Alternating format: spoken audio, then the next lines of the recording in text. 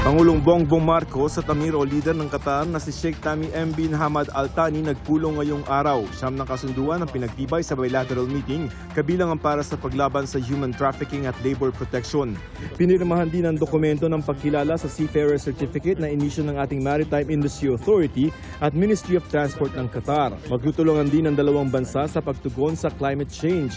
May kasunduan din para sa kooperasyon sa sports programs at pagpapalakas ng koordinasyon para isulong ang turismo at negosyo. Iloilo City sinailalim sa state of calamity dahil sa kakulangan ng supply ng tubig. Ayon sa Disaster Risk Reduction Management Council, 25 barangay sa lugar ang pinakaapektado sa krisis sa tubig. Kasunod ng naturang deklarasyon, naprubahan din ang paggamit sa 12.5 million pesos na Quick Response Fund.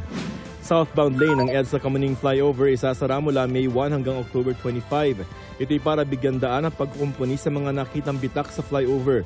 Kung galing sa bahagi ng Caloocan o Bulacan, pwedeng kumana na sa Panay Avenue o sa Mother Ignacia para lusot sa 11th Jamboree papuntang Kamuning palabas ng EDSA.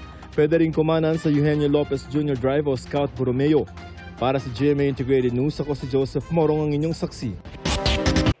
Mga kapuso, sama-sama tayong maging saksi. Mag-subscribe sa GMA Integrated News sa YouTube at para sa mga kapuso abroad, samahan niyo kami sa GMA Pinoy TV at sa www.gmanews.tv.